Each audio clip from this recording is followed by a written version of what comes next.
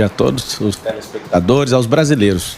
Se alguém lúcido falar que as urnas são 100% confiáveis, essa pessoa ela está com algum problema. Eu vou explicar por quê. Porque se trata de uma tecnologia já antiga, né, pouco reformada. O que a gente, como brasileiro, tem que entender é que a gente tem que entender, estudar, né, provar por algoritmos qual que é o nível de confiabilidade. Agora, enquanto pré-candidato você se preocupa com isso, eu, Pablo, Marçal, eu não me preocupo com isso. A tecnologia, se você não reformar ela, né, uma tecnologia já antiga, num cenário tão tecnológico, igual o que são os dados, eu acredito que defender que isso é 100% confiável é uma mentira. Agora, eu imagino que o processo, do jeito que está, ela ultrapassa 90%, né, de confiabilidade. E agora, essa distância, a gente tem que dirimir ela com pesquisas constantes, com formas diferentes de analisar os dados. A gente sabe que qualquer sistema no mundo, eu tenho empresa de tecnologia, eu posso falar de programação, inclusive. Qualquer tecnologia tem como invadir. Não existe uma tecnologia que não possa ser invadida. Se ela foi criada e desenhada por alguém pode ir lá e acessar ela. Agora, longe de discordar do amigo que falou aí sobre os Estados Unidos tem nada a ver com campanha eleitoral brasileira. Boa. Eu acredito que esse assunto já começa a ficar caricato. Igual a minha candidatura, né, para muitos, a minha pré-candidatura. E essa candidatura? Conta um pouquinho pra gente essa sua ideia aí de se lançar candidato à presidência da República, porque quem te acompanha muito pelo seu trabalho, empresário, escritor, influenciador digital, você fez vários cursos. Por que essa ideia de ser candidato à presidência da República? Porque 60% do Brasil não quer votar não vai votar nem no Luiz e nem no Messias. Eu fui aluno de escola pública praticamente a minha vida inteira, né? Já morei em periferia. Eu lembro muito bem que quando alguém tava querendo reclamar ou encher o saco, aí alguém virava do lado e falava assim: se você não gostou, vai lá você e resolve. Então, eu não tinha cargo político, mas desenvolvia política de forma privada, e depois eu vou explicar sobre isso. Vou mostrar pro Brasil, né, em relação a uma direção. Eu vejo que a polarização ela não está levando o Brasil para direção nenhuma. Talvez eu seja o único pré-candidato que não vai usar fundo eleitoral na campanha. Eu quero falar para você que está assistindo, você que é brasileiro, você não tem essas duas opções. Essa gestão política de medo, de votar no ruim ou no menos ruim, ou da rachadinha ou da rachadora,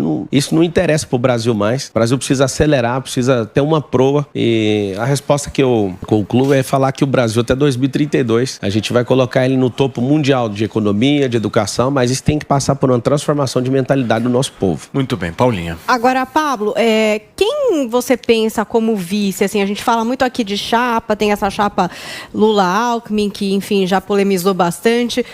Quem você pensa como vice para fazer essa chapa? Se for depender da minha vontade pessoal, eu quero alguém do Nordeste, uma mulher, divorciada, mais ou menos ainda uma faixa etária de 53 anos, porque 43% dos lares do Brasil são liderados por mulheres. Mas tem que ser divorciada? Eu queria divorciada, justamente para sensibilizar esse país. Eu achei curioso essa especificidade. Sendo bem específico, Sim. por conta da sensibilização que a gente precisa de representar isso no governo, né? O governo sempre é montado de forma política, não pensando no povo. Com certeza. Então eu peguei um desenho pensando no povo e deixei claro essas minhas intenções e sempre vou responder de forma clara e específica. É bem específico, né? Não precisa ser tão preciosista, mas a política tem um jogo, né, por trás dela. Essa caminhada agora, eu já tenho 12 partidos comigo apalavrados, só que eles falaram o seguinte: você precisa pontuar. Se você não pontuar 2 dígitos, a gente não tem compromisso com você. E aí me coloquei à disposição. E quando começar a pontuar, a piada vai virar um pesadelo. Esse nome você não tem aí de vice? Tem vários nomes, mas eu não vou divulgar nomes, né? Principalmente porque tem vários acordos já costurados com alguns partidos. E isso precisa de ter uma reação popular. Se não tiver, é só uma besteira falar nomes. Paulinha? Não, eu só ia perguntar se isso é uma estratégia no sentido de atrair o voto dessas mulheres, uma estratégia de marketing, digamos assim, ou se isso é um princípio seu de representatividade, de imaginar que no governo a gente precise representar essa parte da população que, como você já considerou aqui, é uma grande parte das mulheres brasileiras. Eu já respondi essa pergunta. Falei que é sobre sensibilização. Eu falei para sensibilizar realmente quem gasta o dobro de energia, né, para cuidar de uma família. Sensibilizar para voto, então, não no sentido de você entender que precisa de uma representatividade no governo dessas pessoas. Mas esse é o sistema eleitoral. Aí. Não, sim, eu não estou te julgando, eu só estou perguntando. Não, eu só estou respondendo a sua pergunta e reafirmando ela. O sistema eleitoral é esse. Se você quiser que as pessoas te ouçam, né, elas precisam ser representadas. Então, quando alguém vota, não tem nada demais. Ela está falando assim, eu confio em você. Você tocou meu coração, ou seja, é a forma de sensibilizar esse público e militar por esse público, né, durante o governo. Ô Pablo, pegando esse gancho da mulher divorciada, da representatividade das mulheres, do casamento, a gente tem uma polarização muito forte no país hoje, não só entre Lula e Bolsonaro, mas em convicções, né, ideológicas, direita, esquerda, conservadores, progressistas. Eu queria saber em qual espectro você mais se alinha, se é um centro progressista, centro-direita, centro-esquerda, e como é que você vê essa questão familiar?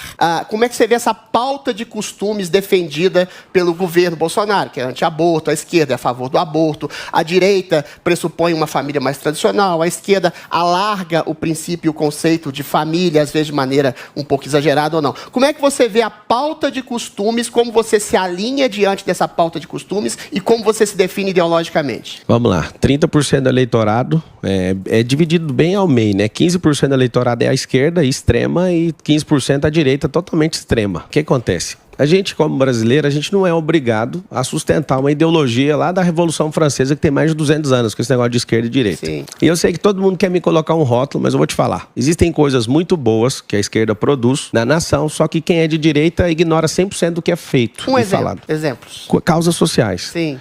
Eu já fui da periferia, eu sei o que é passar fome. Não passei uma semana de fome, mas eu sei o sentimento, o que é isso, o que é ter dificuldade, o que não é ter dinheiro na família para pagar a conta. Mas a direita não faz causas sociais também, por exemplo, auxílio família, essas coisas. Não, esse auxílio aí, ele foi alongado de um outro governo, né? Ninguém falou, queremos fazer isso. Isso é uma manutenção e até usar isso de forma de brand, né? Para continuar a angariar mais votos. Mas tá errado, não. Tudo bem.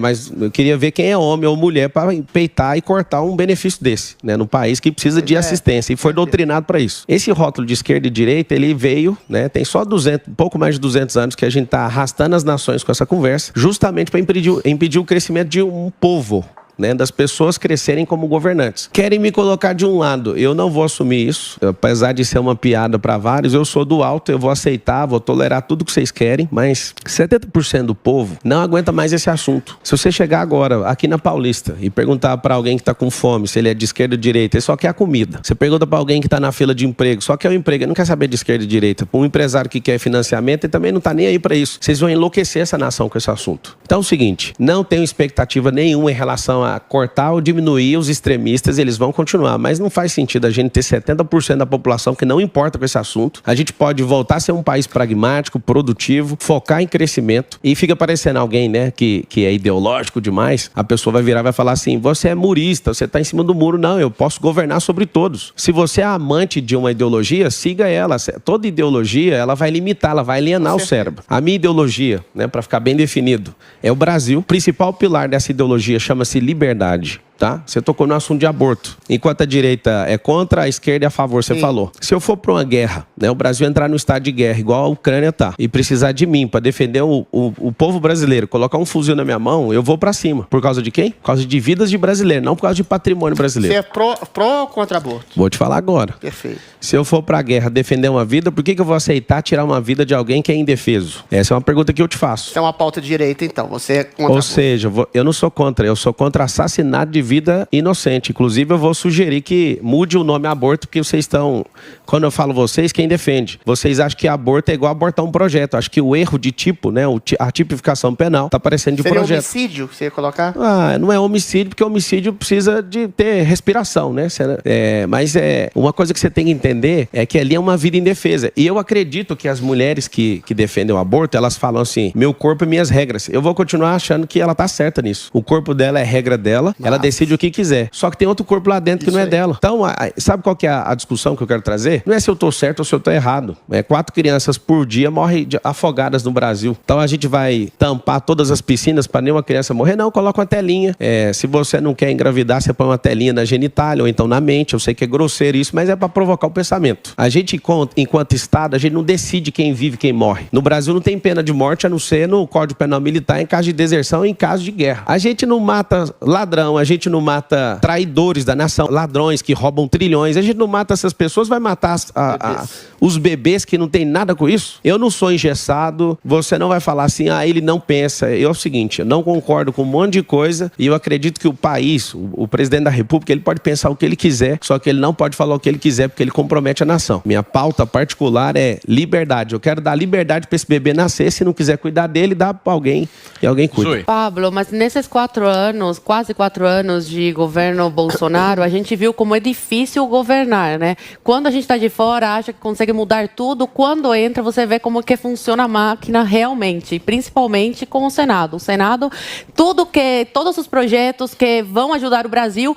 eles sentam a bunda em cima e não deixam, não aprovam, não votam, não levam para plenário. A gente vê o STF, que todo dia está interferindo aí em pautas que são do legislativo, que competem ao legislativo, ao executivo. Como que eles se chama? estão... Zoe, você acha que... Desculpa te interromper. Você acha que tá esse clima de guerra entre os poderes por qual motivo? Você sabe explicar? Pela interferência do STF nos Eu acredito poderes? que é por um só. Ou é pelo... Qual?